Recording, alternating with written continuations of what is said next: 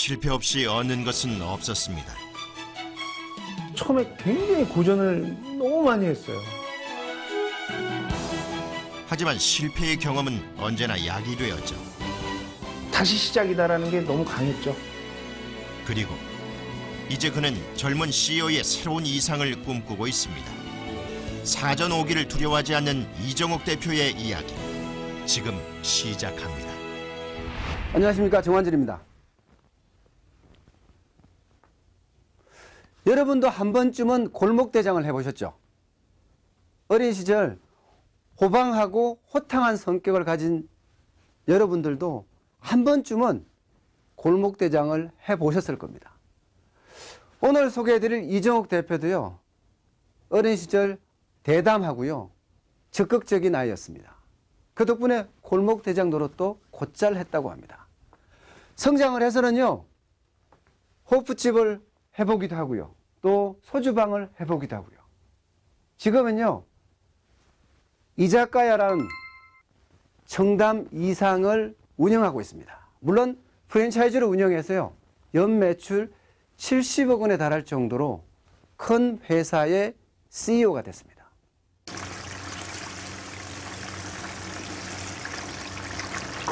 여기 치킨 한 마리만 더 주세요. 아, 예, 금방 갖다 드릴게요. 1991년 갓 20살이 된 이정욱 대표. 주문하시겠어요? 저희 요거 생맥 2잔 주세요. 아, 치킨이랑 생맥 2잔이요? 예, 알겠습니다. 그날도 그는 아르바이트로 여념이 없었습니다.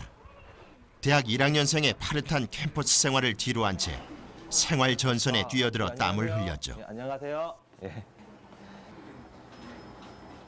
아유, 어서 오세요. 야, 정우가. 너 학교에서 안 보이더니만 여기서 일하고 있던 거야? 너 요새 훈련도 안 나온다며.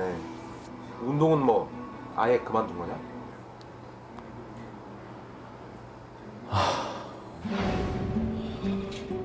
사실 한때는 잘 나가는 아이스하키 선수였던 그. 하지만 만만치 않은 훈련비에 수시로 있는 해외 전지 훈련까지 그의 형편은 감당하기 어려운 적이 많았습니다. 나 그냥 운동 그만두려고. 나 그냥 여기서 돈 버는 게 더 좋아. 야, 들어가라. 뭐 먹을래? 들어서 앉아. 앉아 있어. 그렇게 그는 일찌감치 세상을 경험하기 시작했습니다. 결국엔 그때 어린 나이에 그 21살, 22살 그 나이에도 결국엔 돈을 벌어야 되는 거 아닌가. 그때는 무조건 돈을 벌고 싶었습니다. 가난하고 쪼들렸던 어린 시절의 기억에서 벗어나는 게 그의 유일한 목표였죠. 여보세요? 예. 2마리 더 추가요? 예, 알겠습니다. 예, 금방 갖다 드리겠습니다. 예. 성종아, 그 2마리 더 추가. 2마리 더? 어. 야, 오늘 왜 이렇게 바쁘냐? 그러니까. 내친 김에 그는 아르바이트의 경험을 살려서 창업 전선에 나섰죠. 20대 초반의 젊은 사장이었지만 욕심과 열정은 대기업 회장 못지 예, 않았습니다. 주말 치킨 나왔습니다. 아유, 하세요. 예. 별일 없고? 예, 뭐 별로 없죠, 뭐. 예. 잠깐만. 네. 젊은 친구가 대단해. 네, 감사합니다. 예. 그래서 말인데 네. 내가 투자를 할 테니까 가게 하나 더 내는 거 어때? 투자요? 응, 내가 투자해줄게. 손님은 왕이요. 사업이 좀. 무조건 친절이라는 것이 그의 유일한 노하우였고 그것은 새로운 계기로 이어지곤 했습니다. 그때 당시 이제 동업으로 3개를 했는데 한 1,500만 원도 더 벌었던 것 같아요. 그때 당시에.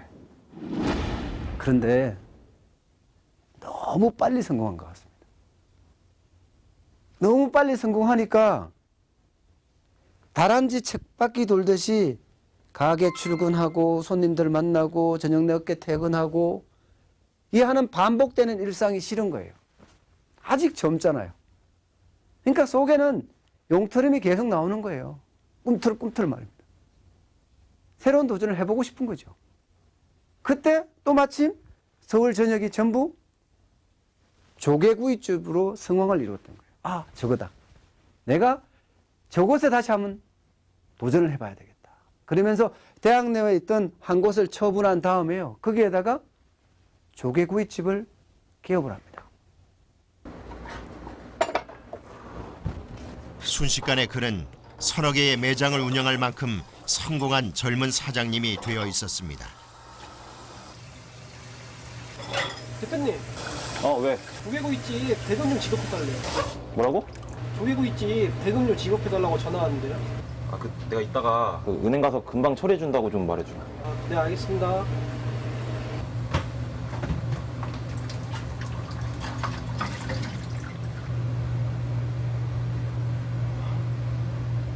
여보세요? 어떻게 돈 좀 빌릴 수 없을까? 그런데 사실 겉으로 보이는 화려한 이면으로 문제가 자라고 있었죠. 욕심으로 확장했던 매장들이 슬슬 발목을 잡기 시작했던 겁니다. 아니, 그 비싼 자리에 조개구이집 왜 오픈하냐고. 그러니까요. 다 헛돈 쓰는 거 아닌가 모르겠어. 여기 장사도 지금 안 돼가지고 우리도 손님 없는데 거기까지 어떻게 신경 쓰려고 저러는 거야. 그러니까요. 미치겠다 진짜. 미치겠네.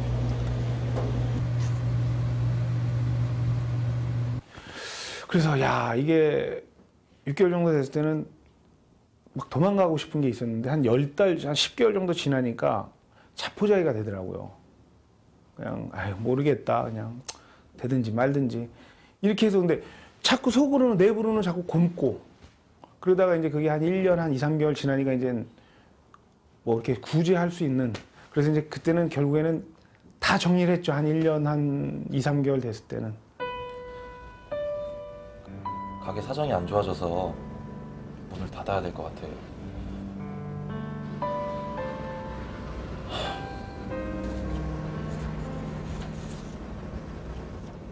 미안하다. 폐인이라면 뚜렷한 경영 시스템을 갖추지 않고 막무가내식으로 확장한 것이 문제였습니다. 하지만 문제를 깨달았을 땐 이미 모든 것이 끝난 후였죠.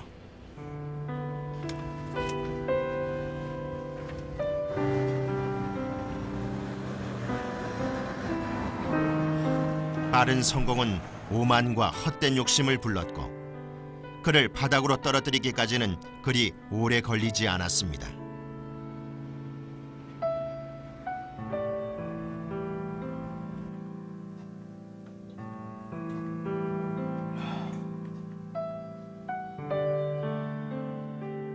그에겐 절망뿐이었습니다. 그의 인생도 끝이 난 것만 같았습니다.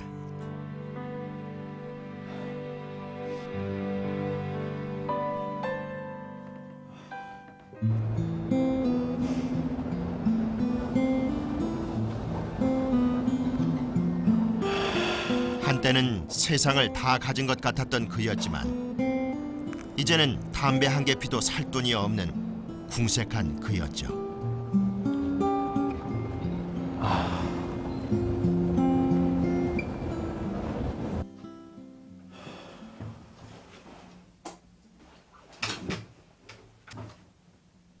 그때였습니다.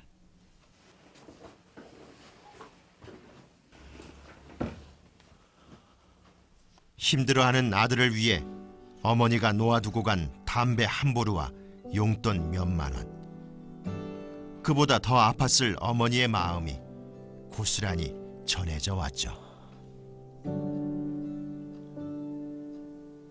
그때 이제 굉장히 강하게 이제 마음을 먹었죠. 어머니 그러고 가시고 이제 30 전이에요. 그게. 근데 야 이렇게 살아서 이게 뭐냐.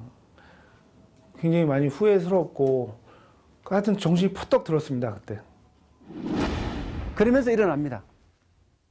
그리고는 바로 은행부터 먼저 갑니다. 가서 정말 과거의 그 생각을 하면서 활달하고 적극적이고 호방한 그 생각을 하면서 은행에 방문합니다. 그리고 그 은행의 지점장에게 충분히 설명합니다. 제 사정이 이랬습니다. 저는 반드시 성공할 겁니다. 기회를 한 번만 더 주십시오. 그런데요, 진정성은 통하잖아요. 실제로도 통합니다.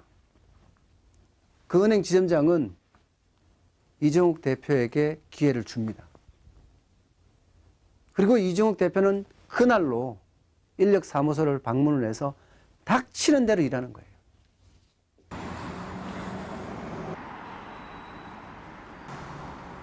바닥을 딛고 일어서는 일은 바닥을 먼저 인정하는 것이 순서였죠.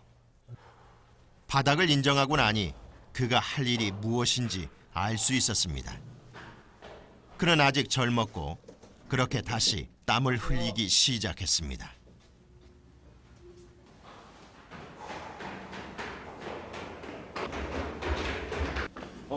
형님. 정우가 잘 지내지? 예, 뭐. 요새 힘들다는 얘기는 들었는데 예. 힘들다고. 잘 될 거야. 어? 예. 하지만 답답한 적이 왜 없었겠습니까?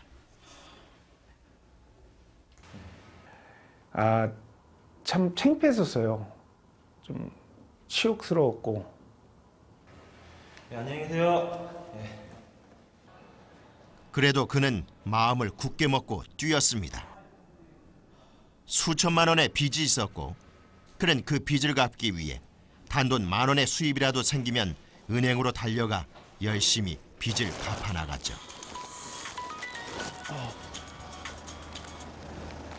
여보세요? 예, 형님. 예, 뭐 한번 보자고요. 그의 고행은 밤낮을 가리지 않았습니다. 그런데 이런 성실함이 하나둘 주변의 마음을 돌리기 시작했습니다. 무슨 일로 보자고 하셨어요? 자네가 힘들고 어려운 거를 내가 알고는 있어. 그래서 내가 도움을 좀 주려고 하는데. 그게 무슨 말씀이세요? 자네 정도면은 내가 믿고 투자를 할 수 있을 것 같아. 매장을 한번 운영해 보는 게 어때? 저한테 투자를 하시겠다고요? 자네 정도면 할 수 있을 것 같으니까. 또 한 번의 기회였습니다. 실패의 늪에 허덕일 때 모두가 등을 돌렸지만 그가 다시 날갯짓을 펼치자 열심히 해봐. 투자자들은 그에게 손을 내밀어 왔죠. 감사합니다. 앞으로 예. 잘해봐. 예, 진짜 감사합니다. 예, 진짜 감사합니다. 음식 나왔습니다. 다시 시작이었습니다. 이거랑 섞어 먹으면 되게 맛있어요. 예. 왕년의 젊은 사장님으로 다시 돌아간 그는 금세 수완을 발휘해 대박의 매장을 키워냈고 갚을 길이 막막했던 빚도 조금씩 갚아나갔습니다. 예. 맛있게 드셨어요? 예, 61,000원 나왔는데. 예, 안녕히 가세요. 예. 그렇게 하루하루 바쁜 날들이 이어졌습니다. 그때쯤 이제 장사가 지겨워진 거예요. 매일 아침부터 저녁 늦게 일하는 것도 지겨워졌고요. 다람쥐 쳇바퀴 돌듯이 살아가는 일상도 지겨워졌습니다. 이제 장사 말고 다른 거 해보자. 그러니까 이번에는 큰형님을 찾아가서 상의를 합니다. 그랬더니 큰형님이 중고차 영업사원을 해봐라 하고 권유를 합니다. 그렇게 2001년에 중고차 영업사원이 됩니다. 중고차 영업에 뛰어든 것은 또 다른 이유가 있었습니다. 양복에 넥타이 차림, 남들과 같은 출퇴근 시간. 그도 한 번쯤은 그렇게 살고 싶었습니다. 이 내부도 보시면 되게 깨끗합니다. 예, 망치로 이상 달리긴 했는데 영업은 생각보다 수월했습니다. 장사를 하며 닦은 서비스 마인드를 살리며 최선을 다했고 그렇게 하나하나 실적을 쌓아갔죠. 저 차가 사고도 없고. 예.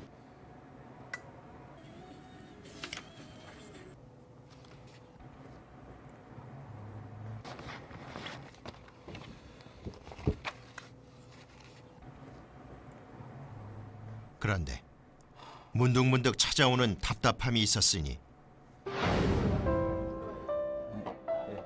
항상 북적이는 속에서 사람들과 어울리며 일해왔던 그. 예, 맛있게 드세요.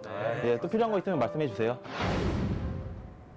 책상 앞에 그는 왠지 어울리지 않는다는 생각이 찾아왔습니다. 역시 그는 사람들 속에 있어야 했죠. 실증이 났다기보다는 다시 이런 마음이 드는 거죠. 뭐를 하는 게 제일 내가 잘할 수 있을까? 영업사원으로서 잠깐의 외도 끝에 그는 비로소 자신의 꿈을 찾을 수 있었습니다. 이제는 흔한 장사꾼이 아니라 제대로 된 사업가가 돼보겠다는 것이 그의 생각이었습니다. 그냥 안전하게 프랜차이즈 매장 하나 얻어서 운영만 잘하면 되지. 그게 훨씬 낫지 않겠어? 하지만 주변의 반대가 만만치 않았죠. 그리고 제가 프랜차이즈를 하려고 이제 처음에 저도 막 다녔어요. 알아본다고 다녔는데 금액 단가가 조금 좀 돈을 벌고 싶었던 마음에 그런 것도 있지만 뭐 장사는 다 똑같다고 보고 있거든요. 제가 뭐 호프집이나 뭐 일식집이나 중식집이나 한식집이나 뭐 다 똑같은 거 아닌가 싶습니다. 사람들이 하는 거니까.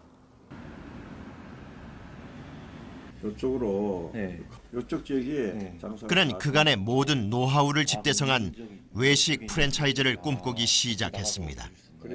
곧바로 실천에 옮겼죠.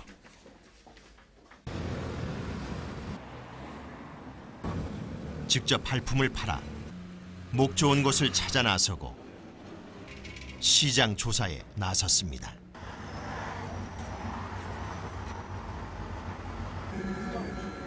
그렇게 외식 프랜차이즈 1호점이 될 첫 매장을 계약하고 인테리어부터 메뉴 개발, 시스템까지 모든 것을 직접 공부하며 만들어갔습니다. 소품 하나, 조명등 하나까지도 그의 마인드를 담고 정성을 쏟았죠. 이곳은 단지 돈벌이의 장사터가 아니라 언젠가는 대한민국을 호령할 프랜차이즈 사업의 시작점이 될 것이라 믿었습니다.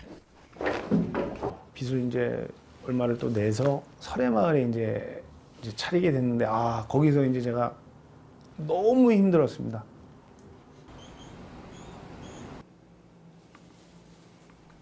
사실 처음엔 더 이상의 시련은 없을 것이라 믿었죠. 그런데 막상 문을 열고 보니 모든 건 그의 착각에 지나지 않았습니다.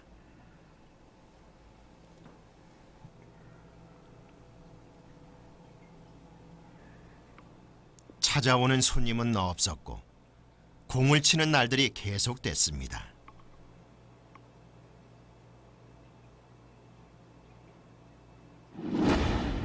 생각을 합니다. 도대체 내가 어떻게 해야지 청담 이상을 성공시킬 수 있을 것인가. 이대로 가다가는 결국 나도 무너지고 만다. 그러면서 다른 프랜차이즈 1호점들이 어떻게 성공했는지를 분석하기 시작합니다. 대부분이 가격이었습니다. 본인도 잘 알고 있습니다. 그 부분에 대해서는. 같은 돈 푸짐한 양. 가격을 아주 싸게 공급하는 거였습니다. 순간적으로 이정욱 대표는요, 맥주를 생각합니다. 내가 구매 가격보다가 더 싸게 공급하겠다. 이렇게 결정을 합니다. 당연히 반응은 폭발적입니다. 손님은 늘어나기 시작하고요. 한번 그 집에 방문만 하면 그 집 매력에 푹 빠지는 거예요. 기본적으로 같은 가격에 푸짐한 양이고요. 인테리어 자체도 아주 편안한 한국형이니까요. 그러니까 단골 손님도 점점 증가하는 거죠. 점점 단골 손님이 증가할 때 이정욱 대표는 더 열심히 일합니다. 그의 위기 탈출 해법이자 성공 비결은 하나였습니다.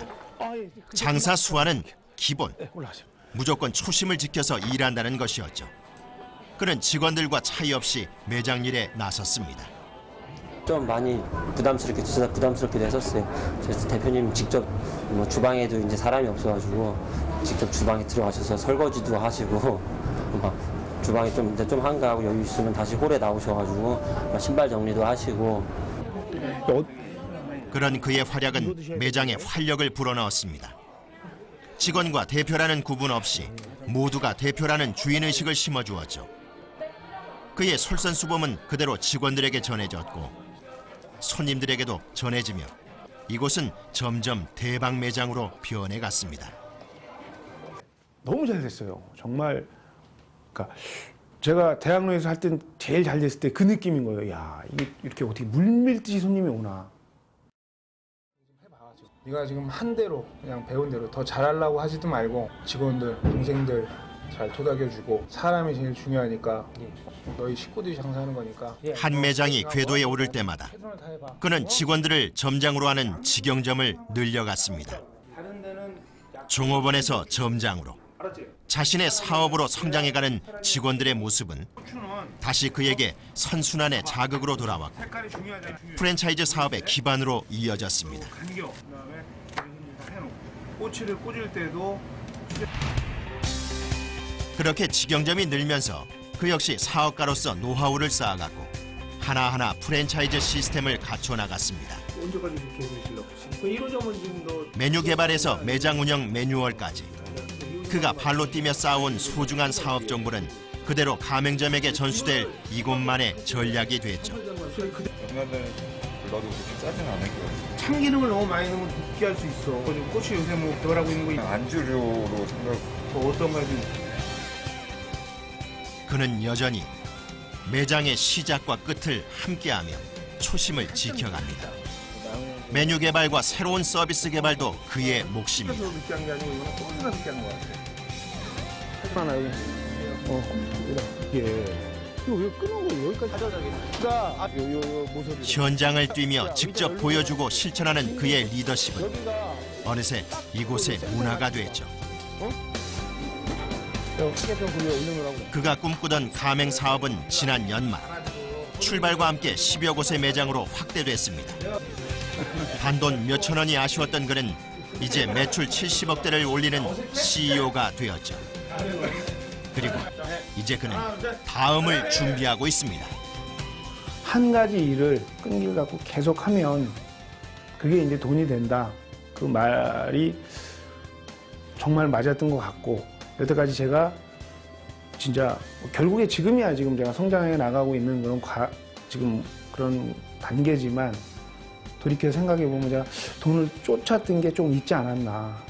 그래서 시행착오가 겪어서 지금 여기 왔지만 그 말이 저한테는 가장 앞으로 이제 돈은 쫓지 않겠다. 네. 그냥 제 길을 끝까지 갈 겁니다. 이 길을. 이종욱 대표는 늘 이렇게 노력합니다. 현장에 늘 있으면서 고객에게 아주 친밀하게 다가가고요. 그러면서 같은 돈의 푸짐한 양을 선사하고요. 그러면서 서울 각지에 있는 다양한 메뉴들을 제공하면서 손님들을 끌어모읍니다. 지금 벌써 한국형 이자카야의 대표 선수가 되고자 합니다. 물론 그 꿈은 이루어질 겁니다. 두고 보겠습니다. 고맙습니다.